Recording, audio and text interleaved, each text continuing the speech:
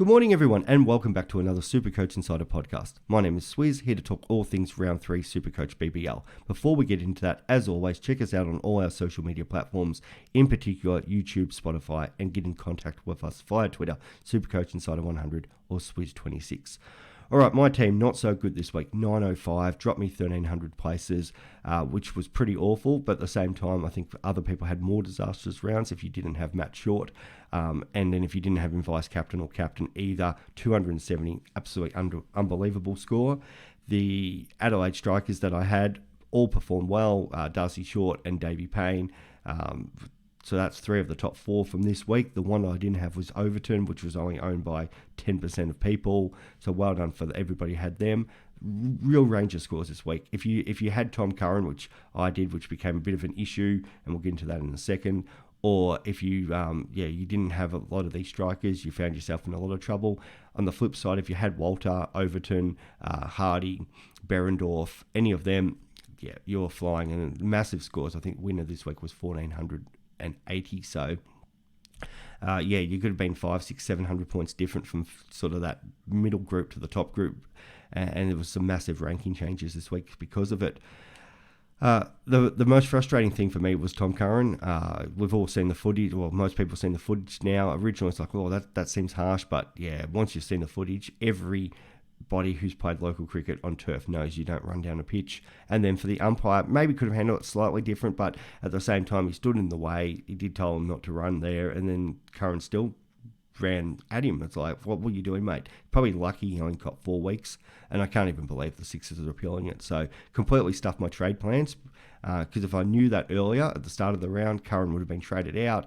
I was looking at potentially keeping Billings, who actually performed well. The wicket-keeping batsman strategy has absolutely blown up in my face big time here. They're all performing really poor. I think maybe Philippe is the best of the lot, but even then, and they're not getting catches, stumpings, and some of them have missed some really easy runouts too. Some of the throws into them have been horrendous, but yeah, none of the wicketkeeper batsmen are getting going. McDermott, whose Marsh Cup form has been brilliant, yeah, another poor form. He hit a 4 and then got out straight away, so kind of hopefully backing him in now that he's back playing at home against the Renegades this week. But yeah, it's the strategy has blown in my face. And then the other one is the opening bowlers and bowling in the power play. And any quick bowler, I was sitting there at the Heat Renegades game, and my mate had Nisa and only bowled 2 overs after his first over was a maiden.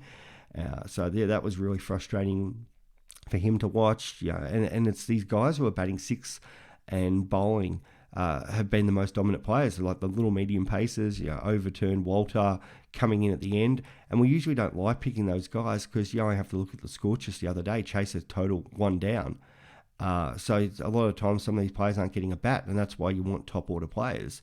But it doesn't seem to matter for these little medium pacers, and they're coming in and whacking a few at the end. Look at Chris Jordan the other day, and he's bit better than a medium pacer, but yeah, some of these lower order bowlers are coming in and just smacking sixes and boosting their score that way. And even like Rogers, the only way he's scoring at the moment is by getting an opportunity to bat, because yeah, the quick bowlers who don't have the off-pace deliveries are just getting absolutely put to the sword.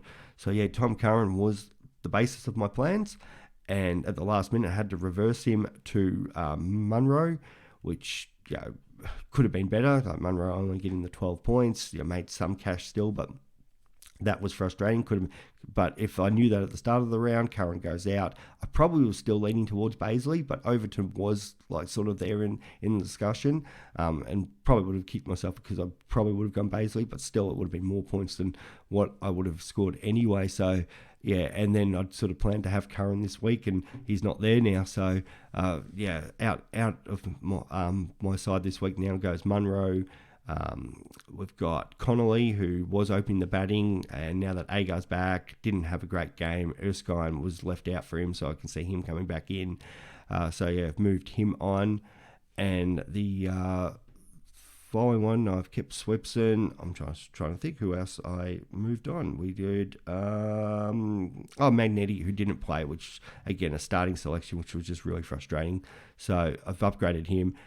So Stars Renegades doubles this week, and they both look awful, especially with the Stars. Ever since Cricket Victoria's taken over them, and I don't really want to pot Cricket Victoria, but they've been so poor with their selection. It's like Maxwell, Stoinis, internationals who they haven't got right or they haven't come out, and then that it's like they are trying to pump in games to some of these younger stars players or Victorian players, which I can understand, but at the same time, like, you only have to look at how everyone else has built their squads, and it's the reason why the Stars haven't won a premiership so far. So a lot of people aren't going to really want to own any of these Stars players, even though that they've got doubles in round 3 and round 5, and you've only got to kind of have a look at the coach's choices of who everyone is trading in to see that nobody's really touching them. Like Fraser McGurk's the number 1 traded in player. It's frustrating not owning him. I think he's going to be hit and miss, but the young fella, when he's up and about, he is fantastic. Looked so good against the Heat the other night. De Kock's the second highest traded player. Couldn't get near the ball. Probably comes out and plays really well this week, but I'm worried about him. Large break even of 133, 147k. We've seen this before with international batsmen come here and struggle, so he's not immune to that. As good of a player he is, he's in 25% of team, so that's the one that could potentially blow up in my face again this week.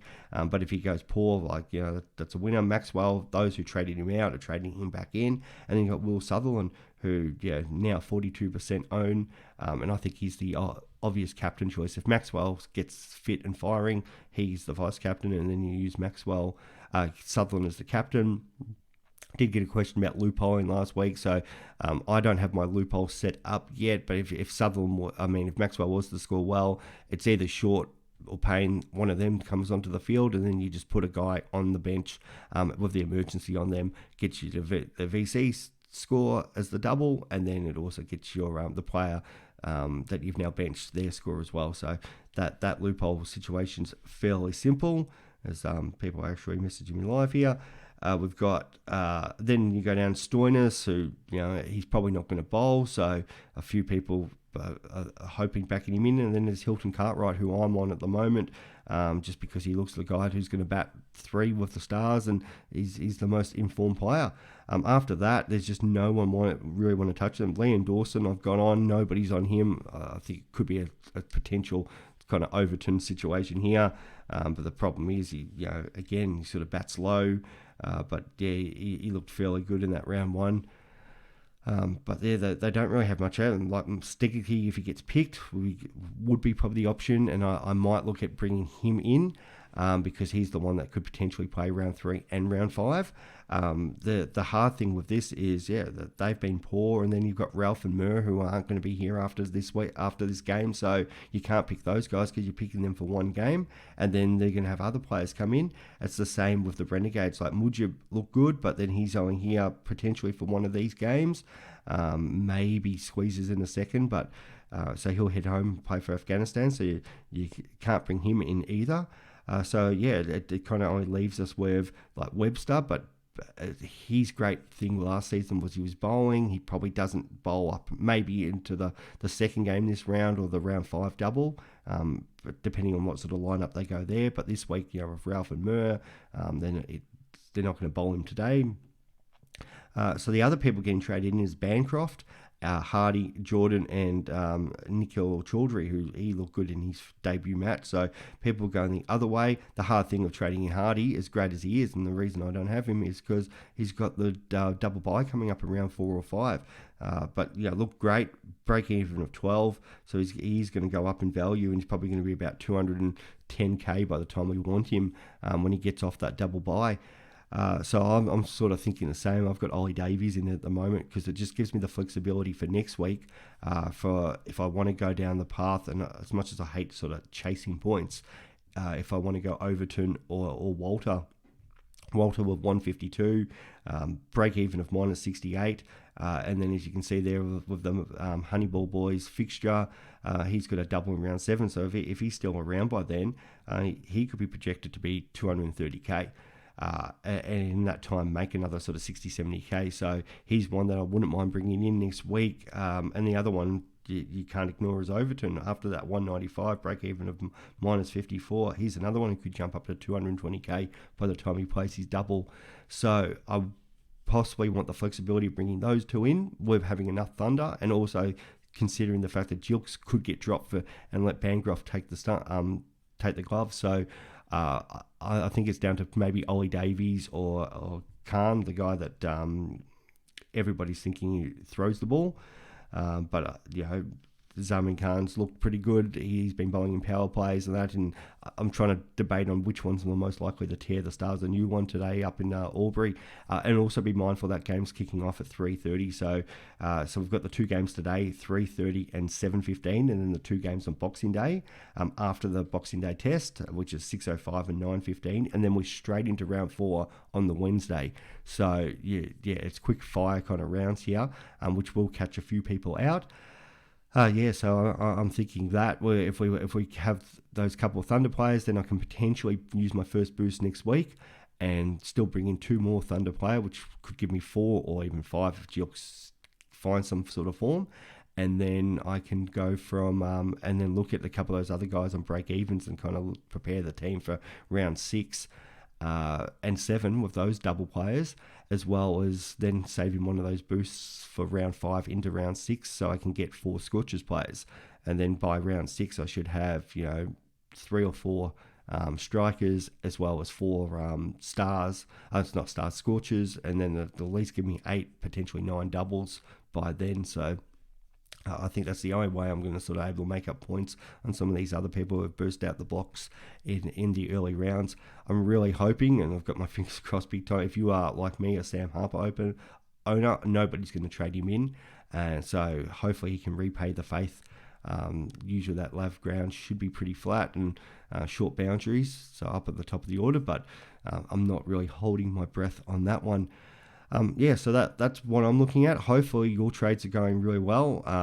And my big thing would be probably try not to overdo it. Maybe the Stars players, maybe it's like Richardson hasn't been in great form either for the Gades. So, and they've got a tough little fixture here with the Hurricanes and Scorchers. So, I think as long as you can get sort of at least 7 or 8 of these doubles on, and you've got enough cover with your other players, but if you can still forward plan for those sort of round 5, 6, 7, I think that's probably going to be more important. There's going to be one of these Stars players, they're going to probably get hold or play really well, but we hope it's probably Maxi to offset, or if it's somebody who's just not owned by really anybody, that's probably the best thing we can sort of hope for. But we just hope they kind of have the competitive games like last night with the Sixers and the Strikers coming down to the wire. As long as there's a good big bash, I think everybody can at least walk away and go be happy with that. But yeah, from a Supercoach point of view, the best options seem to be from the Renegades, and just be mindful. Yes, they do have 3 games after this, and then they hit a round 7 bye, so that you could probably carry an extra couple of them, and that might be the way to go. But yeah, Stars are the only team with a double in round 5, so you've got to have at least probably 3 or 4 of them. So I think just tread lightly. That's probably my warning out there with that. So good luck to everybody, and hopefully it's a better round 3 for myself and everybody else out there. Good luck, guys. See ya.